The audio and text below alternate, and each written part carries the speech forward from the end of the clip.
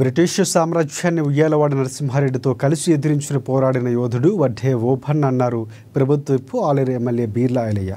యాదాద్రి భువనగిరి జిల్లా ఆలేరులో వడ్డేర సంఘం ఏర్పాటు చేసిన వడ్డే ఓబన్న విగ్రహాన్ని ఆవిష్కరించారు. అంతకుముందు ఆలేరులోని కనకదుర్గమ్మ ఆలయం నుంచి జడ్పీ హైస్కూల్ వరకు ర్యాలీ నిర్వహించారు.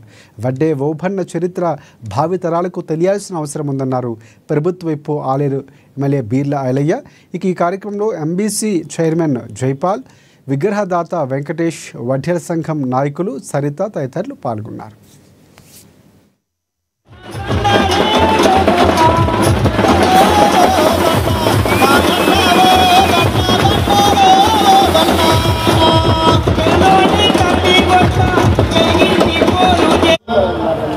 స్వతంత్రం రాకముందుకు రవి అస్తమించని బ్రిటిష్ సామ్రాజ్యాన్ని గడగడలాంటినటువంటి ఆనాటి ఉయ్యాలవాడ నరసింహారెడ్డి గారికి కుడి భుజం లెక్క ఉండి బ్రిటిష్ వాళ్ళని గడగడలాంటి ఓబన్న చరిత్ర రేపటి తరాలకు తెలిసినప్పుడే ఆయన ఔన్నత్యం కానీ ఆయన ధైర్యశాలి కానీ ఈ తరాలకు తెలియాలంటే ఇలాంటి విగ్రహాల ద్వారా, పాఠ్య పుస్తకాల ద్వారా, వర్ధంతి జయంతి ప్రభుత్వాలు అధికారికంగా నిర్వహించినప్పుడు వాళ్ళ చరిత్ర ముందుకు వస్తుంది. కాబట్టి ఒక మంచి నిర్ణయం తీసుకురు. నాకు తెలిసి ఈ ఉమ్మడి నల్గొండలో ఇది మొదటి విగ్రహం అనుకుంటా. మరి ఎక్కడైతే నేను ఓబన్న విగ్రహం చూడలే, మొదటగా ఓబన్న విగ్రహం పెడతాంటే చాలా సంతోషం వచ్చిన.